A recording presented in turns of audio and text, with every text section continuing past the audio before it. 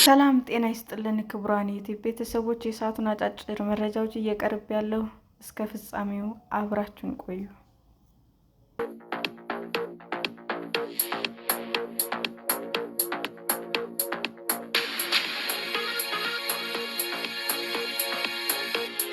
በቻይናና በግዙፍ ፍላጎቶች ላይ ስጋት የደቀነው የኢራን ጦርነት።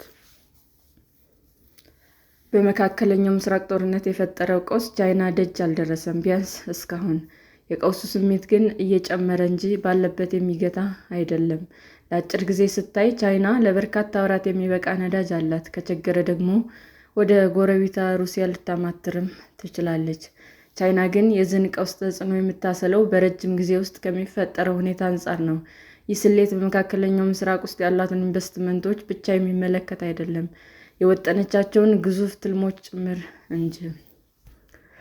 በዚህ ሳምንት በሺዎች የሚቆጠሩ የኮሚኒስት ፓርቲ ተወካዮች በዓለም ሁለተኛው ግዙፍ ኢኮኖሚ ስለሆነችው ሀገራቸው ፍኖተ ካርታ ለመወያየት ስብሰባ ይቀመጣሉ።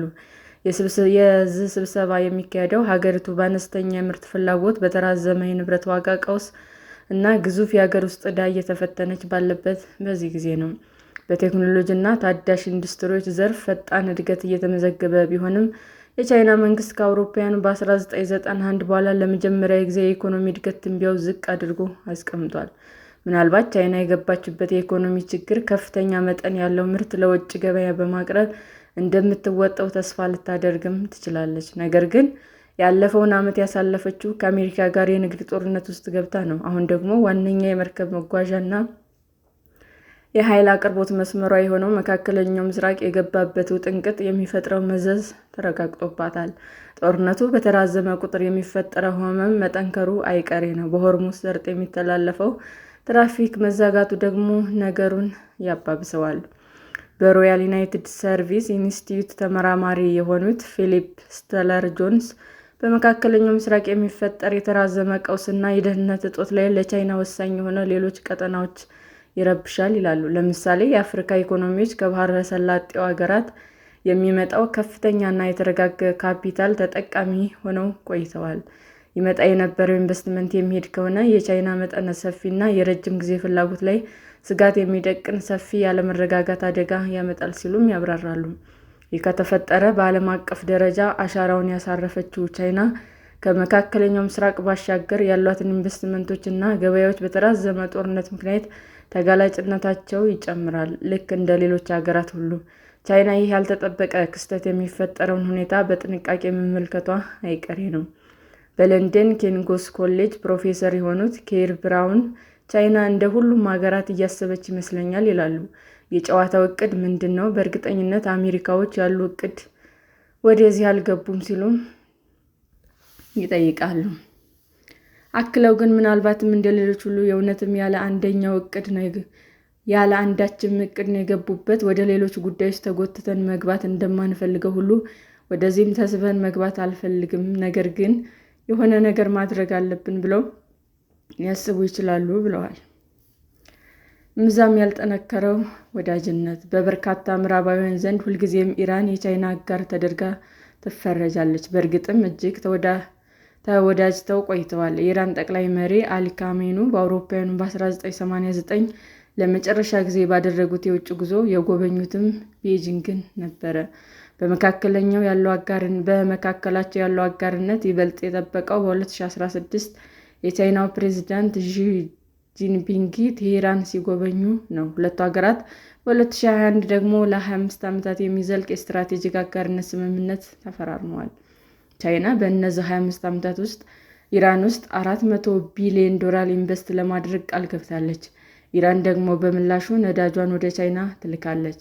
ተንታኞቹ እንደሚገምቱት ግን ቃል ከተገባው ገንዘብ ውስጥ ለኢራን የደረሰው ሽርፍራፊው ነው። ነዳጁ ግን መጓጓዙን ቀጥሏል። የሴንተር ኦን ግሎባል ኢነርጂ ፖሊሲ መረጃ እንደሚያሳየው ቻይና የ2025 ውስጥ በየቀኑ 1.38 ሚሊዮን በርሜል ድፍድፍ ነዳጅ ከኢራን አስገብታለች። ቻይና ካስገባችው ጠቅላላ ድፍድፍ ነዳጅ ውስጥም 12 በመቶ እንደማለት ነው። የአብዛኛው ነዳጅ መነሻ ለመደበቅ ሲባል በማሌዥያ ስም እንደተጓዘም ይነገራል። የኮሎምቢያ ዩኒቨርሲቲ የምርምር ማዕከል ባወጣው ሪፖርት እስያ ውስጥ ባህር ላይ ባሉ ነዳጅ ጫኝ መርከቦች የተጠራቀመ 46 ሚሊዮን በርሜል ነዳጅ እንዳለ ገልጿል።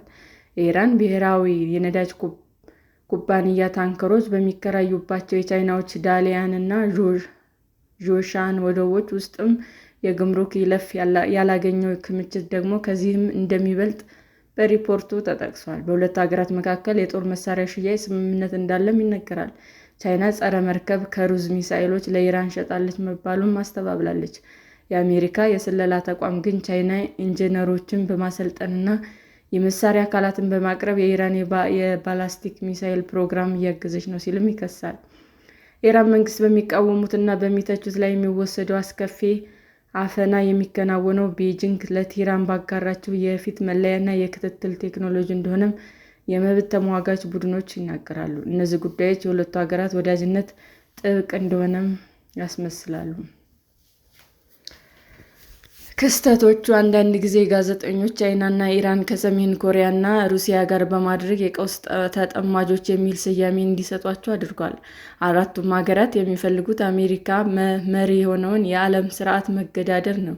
እንደ እውነቱ ግን ግንኙነታቸው ሰጥቶ መቀበል ላይ የተመሰረተ ነው። ፕሮፌሰር ብራውን ቻይና ከኢራን ጋር እንድትጣመር የሚያደርጋት አንድም እውነተኛ ርዕዮተ ዓለማዊ ወይም ባህላዊ ምክንያት የለም ይላሉ። አንዳንድ ጊዜ ኢራን ለአሜሪካ የማታቋርጥ ራስ ምታት መሆኗ ከፋፍለህ ግዛ ተብሎ ሊገለጥ የሚችለው የቻይና ስትራቴጂክን አሳክቷል። ስለዚህ ቻይና ከኢራን ጋር ግንኙነት እንዲኖራት የምትፈልግበት ምክንያት ከአዎንታዊ ይልቅ አሉታዊነቱ ያመዝናል በማለት ያስረዳሉ። አክለውም ይህ ግንኙነት ለመስራት እጅግ ደካማ የሆነ እሳቤ ነው፣ በተወሰነ መልኩ ሰርቷል፣ እርግጥ የጠለቀ ግንኙነት ግን አልነበረም ብለዋል። ቻይና አጋርነቶቿን የምትመለከተው ከምዕራቡ ዓለም ጋር ተመሳሳይ በሆነ መነጽር አይደለም። የሁለትዮሽ የመከላከያ ስምምነቶችን አትፈራረምም፣ ለአገሯ ድጋፍ ለመስጠትም ቀድማ አትገኝም። ይልቁንም ቻይና ከየትኛውም ግጭት ራሷን ማራቅን ትመርጣለች። መሪነቱን መቆጣጠር። ይህ ማለት ግን ቻይና መካከለኛው ምስራቅ ውስጥ በተፈጠረው ነገር በእጅጉ አትረበሽም ማለት አይደለም። ቤጂንግ ተጠባቂና ጉልህ ያልሆነ ውግዘት አሰምታለች። የተኩስ አቁም እንዲደረግም ጥሪ አቅርባለች። የቻይና የውጭ ጉዳይ ሚኒስትር ዋንግ ዩን አሜሪካና እስራኤል በኢራን ላይ ጥቃት መክፈታቸው ይባስ ብሎም የሉዓላዊ ሀገር መሪ በግልጽ መግደልና የመንግስት ለውጥን መቀስቀስ ተቀባይነት የለውም ብለዋል። እውነታው ግን አሜሪካ በታህሳስ መጨረሻ በቬንዙዌላ የወሰደችው እርምጃ፣ አሁን ደግሞ በኢራን ላይ የከፈተችው ጥቃት እነዚህ ሀገራት ከቻይና ጋር ያላቸው አጋርነት የተገደበ እንደሆነ አሳይቷል። በሁለቱም ሁኔታዎች ገለል የተደረገችው ቤጂንግ ከታዛቢነት በዘለለ ማገዝ የምትችልበትም አልነበረችም።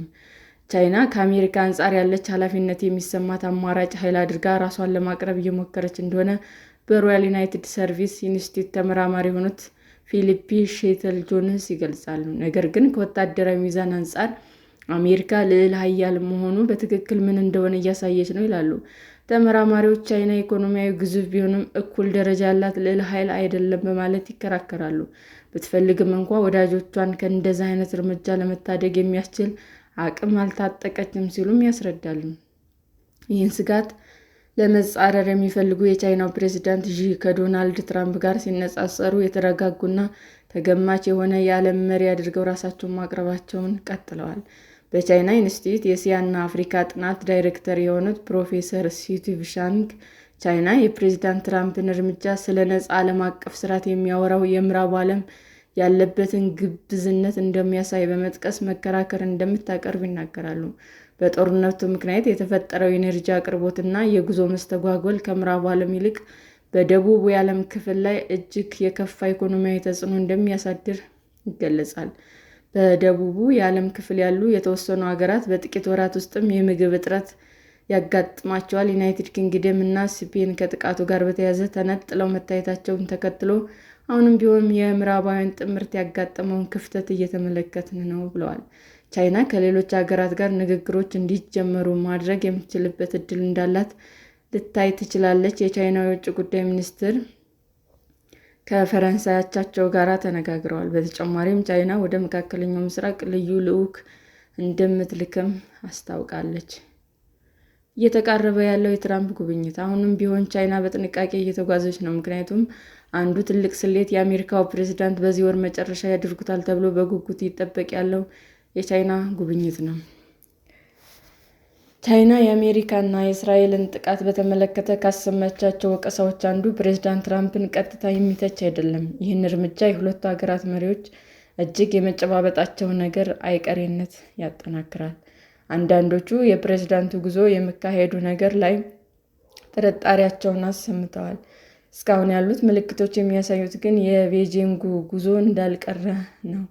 የሁለቱ ሀገራት ባለስልጣናት ስለ ጉዞው ሊወያዩ እንደሆነ ሮይተርስ ዘግቧል። ቻይና ይህንን አጋጣሚ ትራምፕ እንደ ታይዋን ባሉ ሌሎች የውጥረት ርዕሰ ጉዳዮች ላይ ምን አይነት ምላሽ ሊሰጡ እንደሚችሉ ለመረዳት የሚያስችላት ፍንጭ ለመፈለግ ልትጠቀምበት እንደምትችል ተመራማሪው ፊሊፕ ሽትለር ጆንስ ይናገራሉ። ይህ ጦርነት ተቀባይነት የሌለው እየሆነ በመጣ ቁጥር በአሜሪካ የውጭ ጉዳይ እንደ ደህንነት ፖሊሲ ውስጥ እየተዘወተረ የመጣው የመታቀብ አዝማሚያ እንዲጠናከር አስተዋጽኦ ሊያደርግ ይችላል። ይህ አይነቱ ፖሊሲ ወደፊት በሚመጣው አስተዳደር የሚተገበር ከሆነ ቻይና በቀጠናውና በሰፊው ዓለም ፍላጎት ለማሳካት የተሻለ ነፃነት እንዲኖራት ያደርጋል በማለት ያብራራሉ። በመካከለኛው ምስራቅ የተፈጠረው ቀውስ ቻይና አሜሪካ ጦር ሰባቂ አድርጋ እንድትስል የተወሰነ ዕድልም ይሰጣታል። ይሁን እንጂ እንዲህ አይነት የማይገመት እና በአግባቡ የማይሰራ ተዋናይ መኖር ለቤጂንግ የጭንቀት ምንጭ ሊሆንባት እንደሚችል ፕሮፌሰር ብራውን ይናገራሉ።